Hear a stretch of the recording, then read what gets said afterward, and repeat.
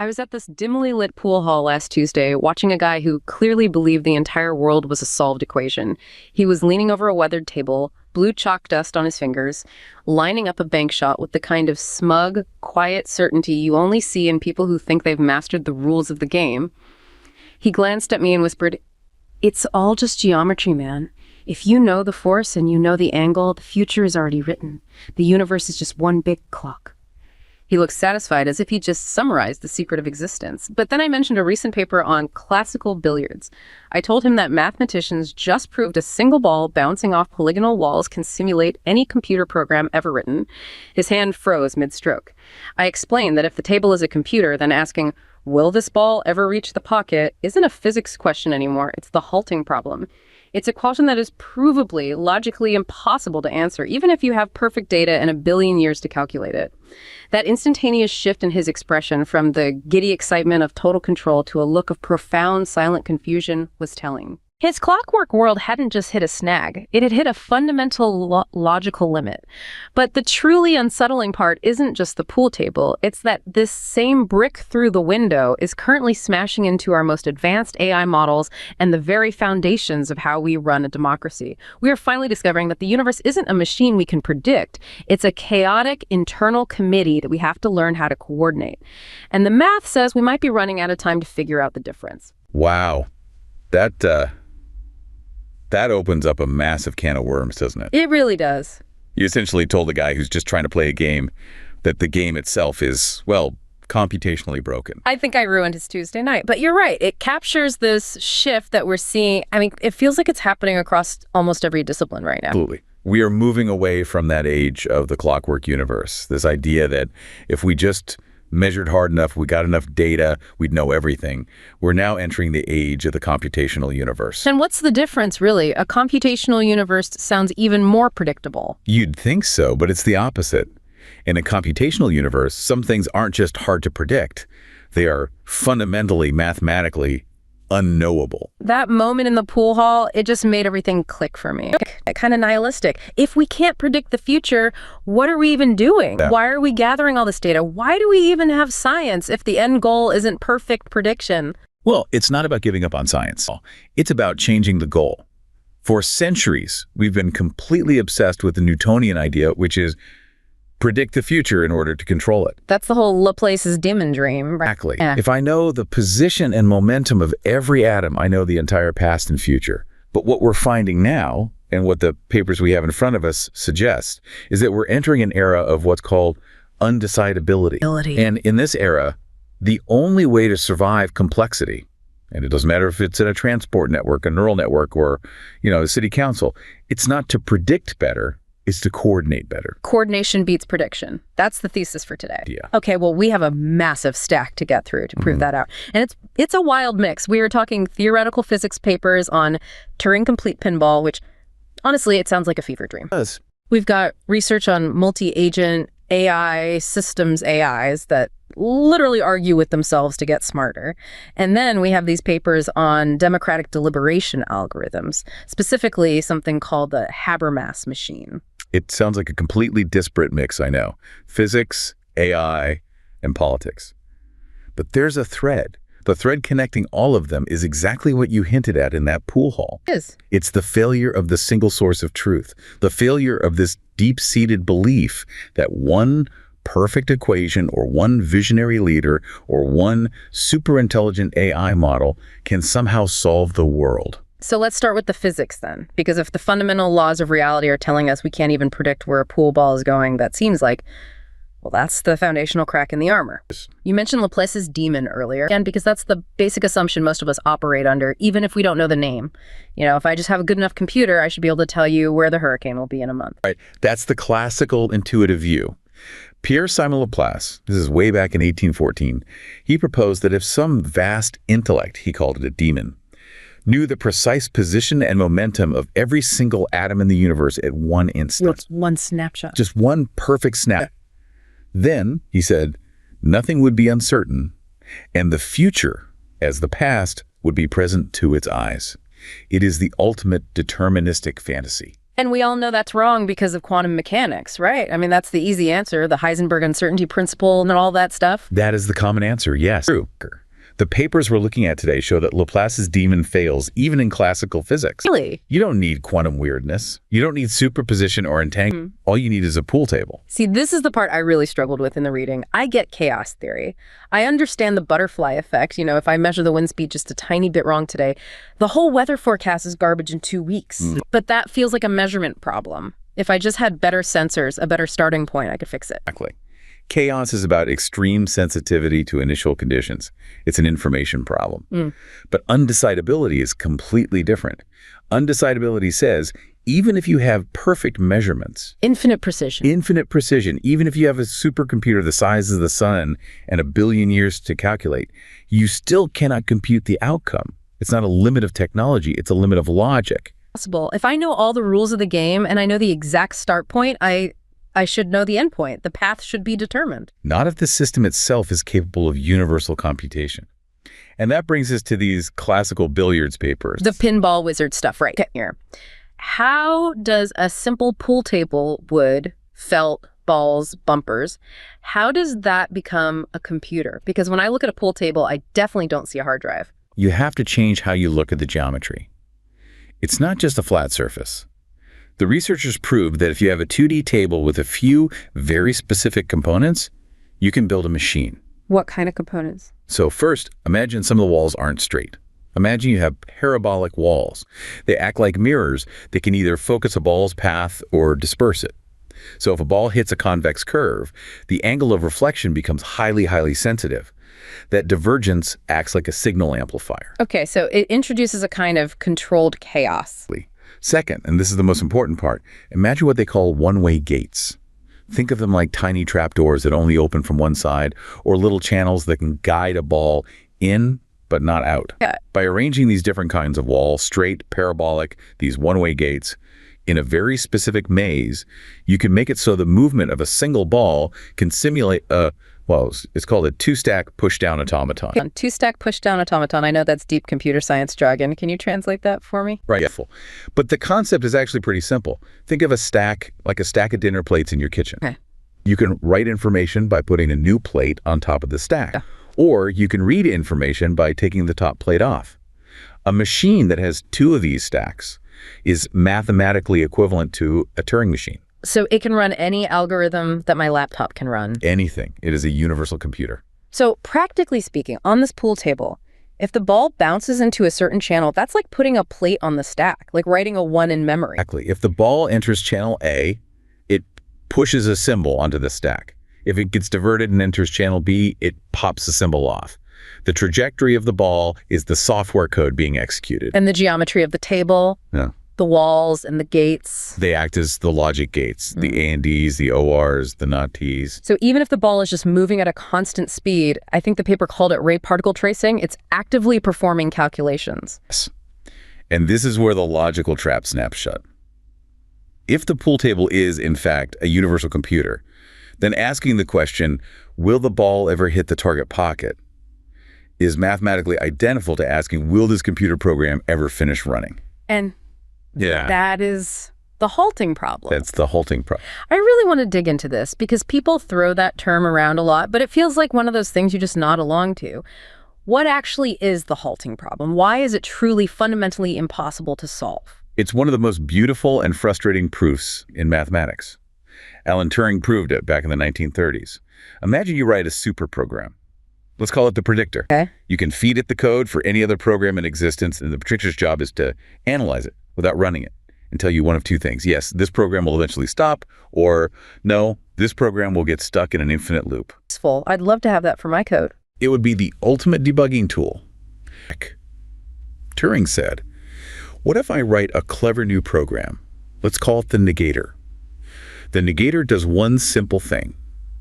It takes the output of the predictor and does the exact opposite. So if the predictor looks at a program and says, this program will stop, the negator is programmed to then enter an infinite loop. But if the predictor says, this program will run forever, the negator is programmed to immediately stop. Okay, fine. Now for the final move. What happens if you feed the code for the negator into the predictor? You ask the predictor to predict its own nemesis. Oh, through. If the predictor says the negator will stop, well, according to its own rules, the negator must then loop forever. So the predictor was wrong. And if the predictor says the negator will loop forever, then the negator's code says it must immediately stop.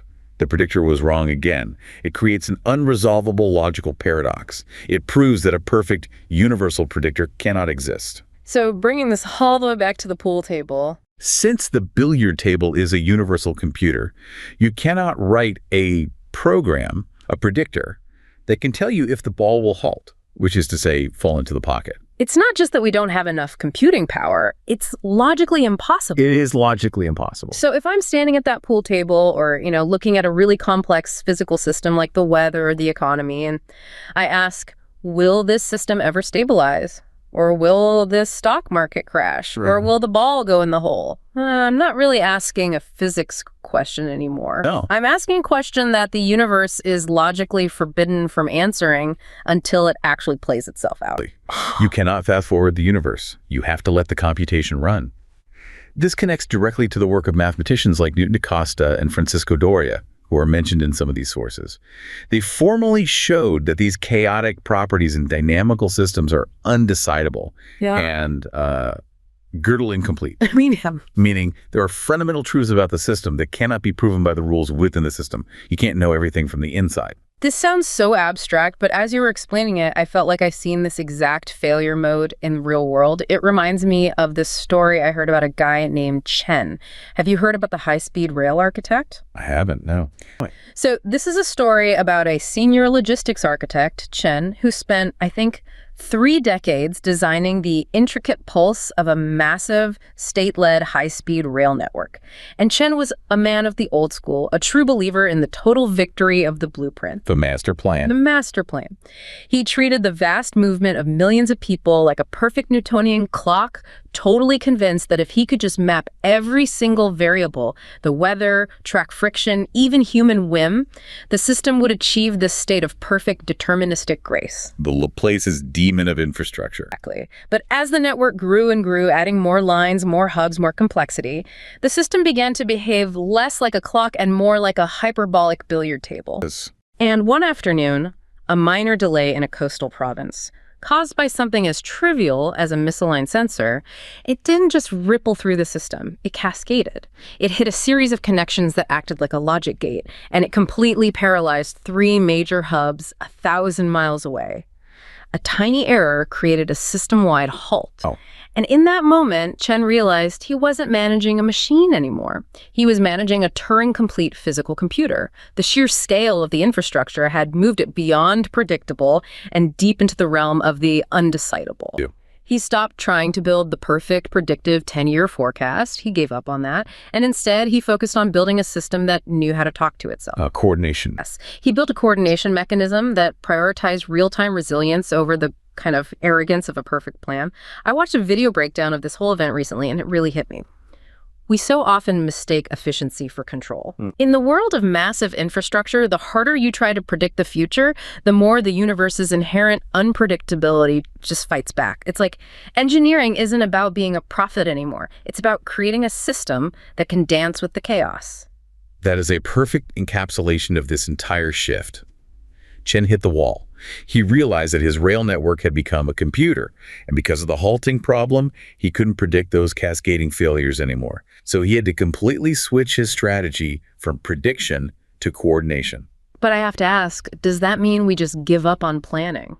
Because that's the skeptic in me talking right now. If I can't predict the train schedule with certainty, why even bother building the train? No, you don't give up on planning. You give up on a specific type of planning.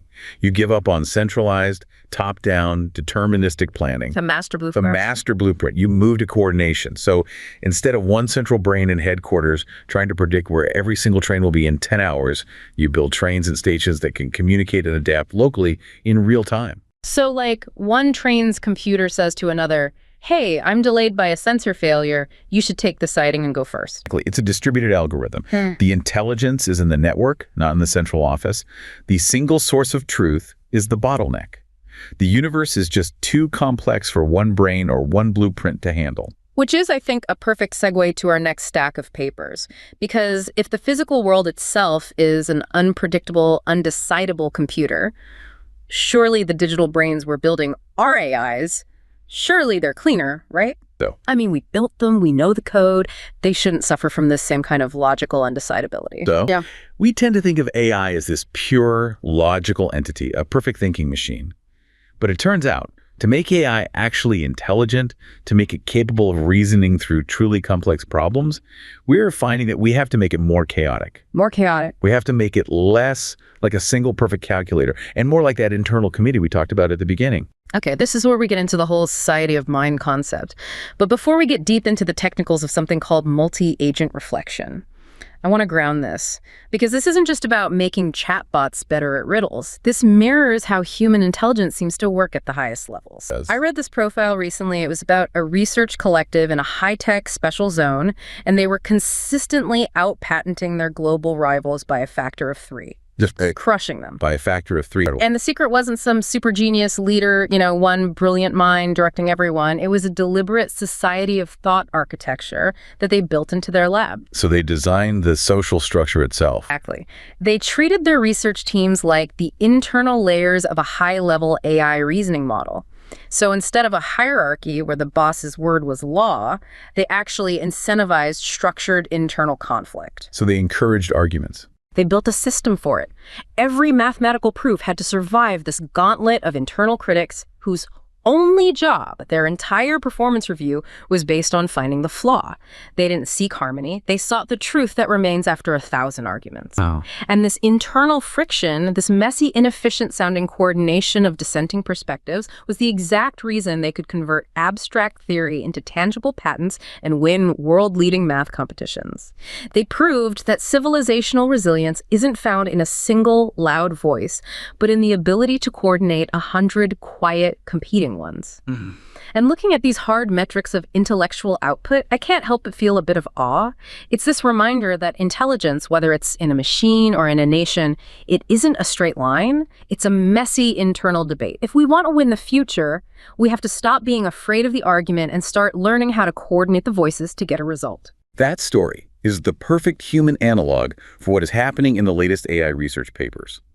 That lab realized that a single agent approach, the boss deciding everything, creates a bottleneck and leads to mistakes.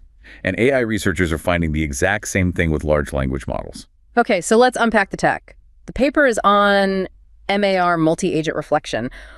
What is the actual problem with a normal single AI model? I go to ChatGPT, I ask it a question, it gives me an answer. What's broken there? The problem is something called degeneration of thought. If a single model makes a subtle logical error in step 1 of a multi-step math problem, and then you ask it to check its work, what do you think it does? Probably just says its work looks great. Exactly. It hallucinates a justification for its own error. It gets stuck. Right, because it's just predicting the next word based on its own previous and wrong words. It basically believes its own hype. It suffers from a massive confirmation bias. It gets stuck in what psychologists call a mental set. It cannot step outside of its own reasoning process to critique its own logic. So how does MAR, this multi-agent system, fix that? It fixes it by essentially splitting the AI's personality. Instead of one agent trying to solve the problem, you spawn a mindstorm. You create 3 distinct personas from the same base model. 3 different AIs. 3 different roles. First, you have the actor. This agent takes a first crack at a solution, says, okay, I think the answer is 42. Enough. Then you spawn the critic. The critic is prompted with a very specific instruction, something like, you are a skeptical world-class reviewer.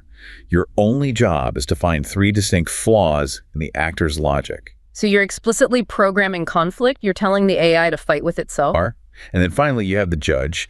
The judge reads the actor's proposal and the critic's brutal takedown, and then it synthesizes a final, improved answer. So it's like a tiny internal scientific peer review process for every single thought. Exactly. And the data is just undeniable. On complex reasoning benchmarks like the GSM-8K math dataset, which is notoriously difficult, this multi-agent approach significantly outperforms a single model. Even if that single model is supposedly smarter or larger, the friction generates the intelligence. Now, isn't this incredibly inefficient? If I have to run 3 agents, or even more, for every single question, my compute costs just tripled. I'm literally paying for the argument. That's the trade-off. Your inference cost goes up, absolutely. Yeah. But your accuracy, your reasoning ability, it goes up non-linearly. The paper, Mindstorms in Natural Language-Based Societies of Mind, took this idea to the absolute extreme. Yeah. They didn't just use 3 agents. How many did they use? They scaled it up to 129 agents. 129. Imagine a Zoom call with 129 people all trying to solve a single riddle. It sounds like total chaos, I know. But remember, coordination beats prediction. They didn't just throw them all in a room. They structured these 129 agents into different social hierarchies to see which coordination protocol worked best. What do you mean social hierarchies? They actually tested a monarchy versus a democracy. Okay, you have to tell me. In the AI world, who won? The king or the people? It's fascinatingly nuanced, and it tells us a lot about these systems. In the monarchy model, they designated one leader agent who directed the other 128 agents what to do. You go fetch this data. You analyze that part of the problem. So a top-down command and control structure. Right. And it was fast.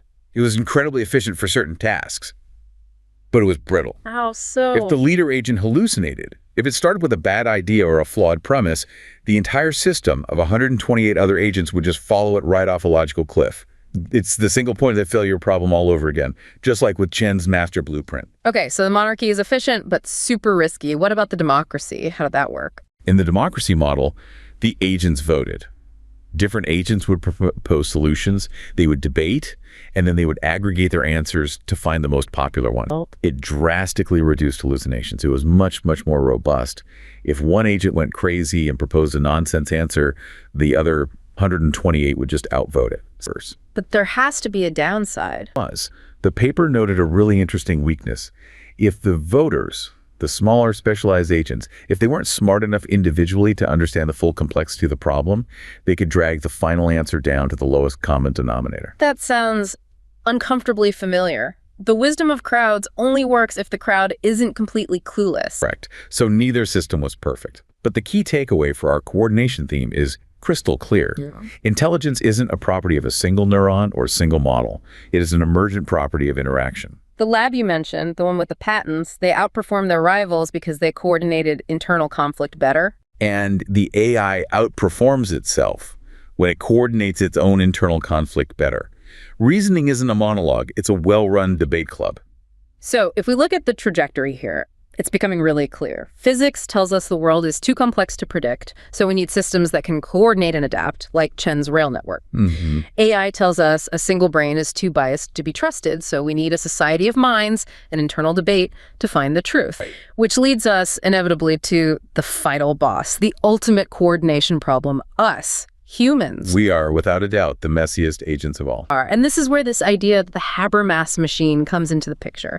But before we get into the algorithm itself, I just want to paint a picture of why this matters so much, because democracy can sound abstract, but the failure of democracy looks like potholes in your street, power outages, and endless shouting matches on TV. It's very tangible.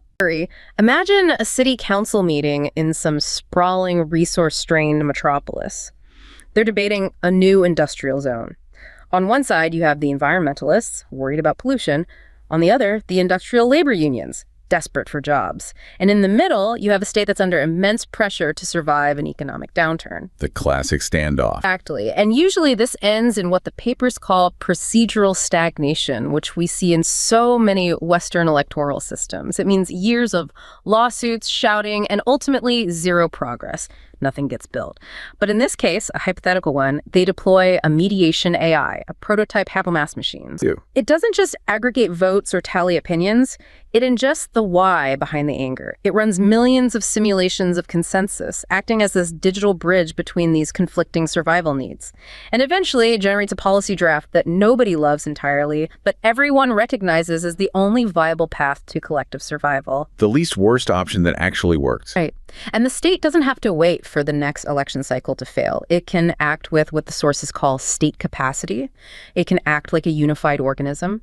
The machine didn't replace democracy. It just replaced the noise with a clear signal of shared necessity. Now, I saw some comments on a forum about this, and people were terrified. Government by algorithm, you know?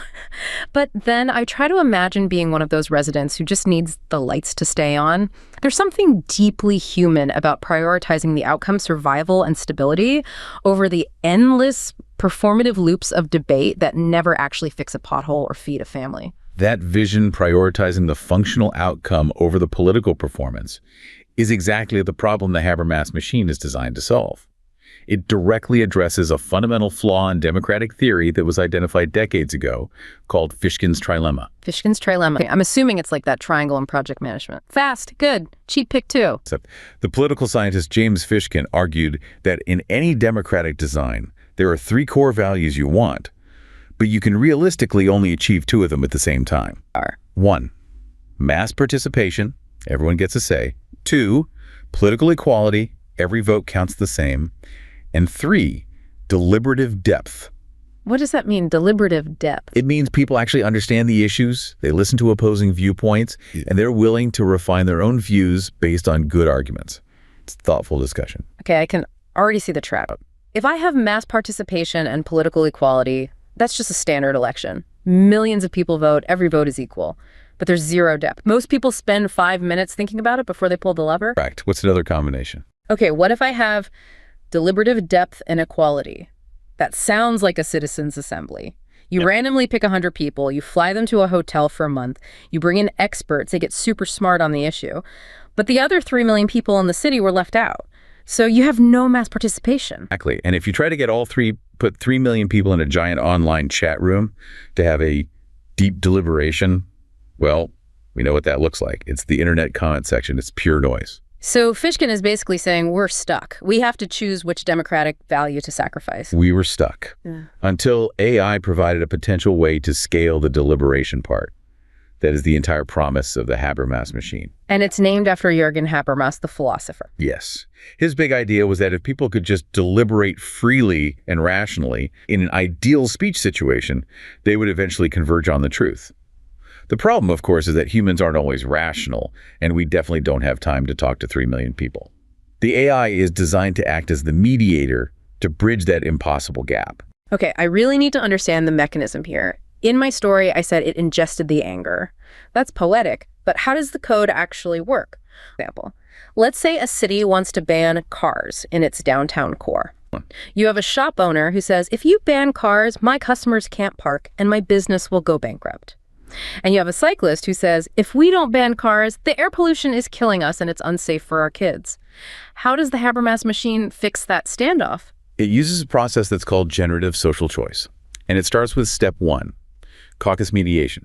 The AI interviews everyone individually and privately. It asks the shop owner, tell me more, why are you afraid? And the shop owner says, it's not just customers. I need loading zones for my deliveries before 10 a.m. So it gets at the underlying interest, not just the surface level position. Exactly. It asks the cyclist, what is your absolute top priority? And the cyclist says, a physically separated safety lane. It gathers thousands of these individual viewpoints, these stories and needs, and maps them into a high-dimensional vector space. So it plots everyone's opinion as a point on a massive, complex graph. Right. Then comes step 2, proposal generation. The AI uses a large language model to generate a policy statement.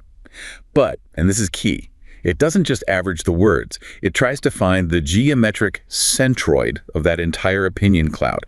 It looks for the empty space in the middle. The point of maximum agreement. Or minimum disagreement. So it writes a draft. We will ban private cars from the downtown core, but we will create designated commercial loading zones that operate between 6 a.m. and 10 a.m., and we will build a physically separated bike lane on the main street. Okay, so it proposes a specific compromise. But how does it know if the people actually like it? Does it have to run a whole new poll? Step 3 is the personalized reward model, or PRM. The AI has learned the shop owner's preferences so well from the initial interview that it can now predict how they would vote on this new statement without even asking them. It simulates the vote. It simulates the election using a voting algorithm called the Schultz method. The Schultz method. It's a type of ranked choice voting system, right? Yes, it's a Condorcet method. It basically pits every possible policy statement against every other statement in a series of one-on-one tournaments. Do you prefer statement A or statement B? The AI simulates millions of these matchups across the entire population to find the social choice winner, the one statement that beats the most other statements for the most people. And then what? Does it just implement that policy? No, there's step 4, the feedback loop. It goes back to the actual humans. Here is the proposal that the simulation suggests is the winner. The shop owner might come back and say, this is much better, but 10 a.m. is still too early for my afternoon deliveries. Ah, so it's an iterative process. It's a conversation. The AI takes that feedback, updates the draft, reruns the simulation, and iterates again and again. So it's essentially doing what a really good human mediator does, shuttling between the two angry rooms, softening language, finding common ground. But it's doing it for thousands or even millions of people simultaneously at the speed of light. Technology. And the results they reported in the paper are striking. In their experiments, the Habermas machine consistently found consensus statements that the human mediators in the control group completely missed. And what about minority rights? What stops it from just proposing what 51% of the people want and ignoring the shop owner? That's the beauty of the Schultz method combined with that vector space model. It can't just ignore the shop owner. If the shop owner is a statistical outlier, the AI knows that to find the true centroid, to minimize overall disagreement, it has to pull the final statement towards that outlier to get their buy-in. A simple majority vote would just steamroll them. And that's the state capacity angle you mentioned. If you can get the shop owner to agree, or at least not actively fight the plan, you don't get a 5-year lawsuit, you actually get the road built. You create a unified organism out of a divided population capable of acting decisively. But I have to play the skeptic one more time here. What? This all relies on the AI being a perfectly neutral, benevolent mediator. What if the Habermas machine is biased? What if its training data was scraped from a bunch of pro-cyclist websites? Or what if a bad actor hacks the personalized reward model to make it think that everyone secretly loves giant parking lots? Exactly. That is the single biggest risk. Without a doubt, if you corrupt the mediator, you corrupt the entire democratic process.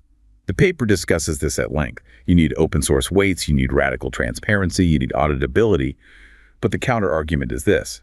Are human politicians neutral? Point. They are definitely not. At least with the AI, the bias is embedded in the code, where we can potentially find it and debate it.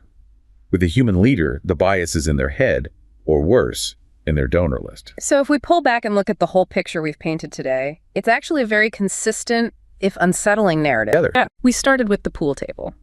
Physics is fundamentally undecidable. We can't predict the future because the universe is a computer that hasn't finished running its program yet. 1. Prediction fails. So we move to AI. To solve complex problems, we can't rely on a single, isolated predictor. We need a multi-agent reflection.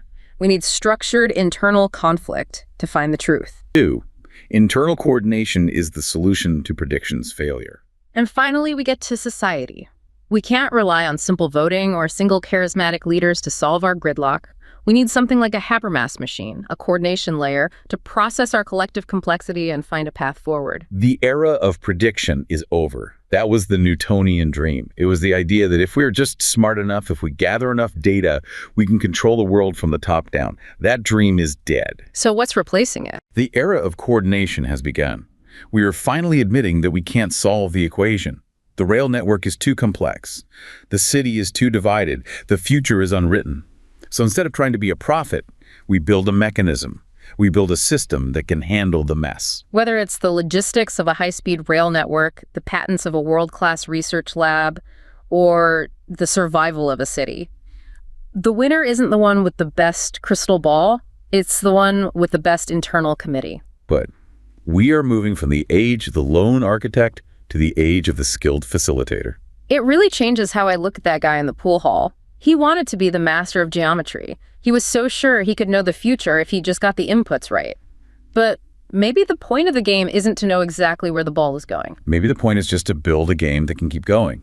Coordination over calculation. So the pool table taught us we can't know the future. The AI taught us that thinking is just a well-organized argument. And the Habermas machine taught us that maybe, just maybe, an algorithm can help us listen to each other. It makes you wonder, if the universe really is just a chaotic internal committee, are we finally building the tools to become the chairperson?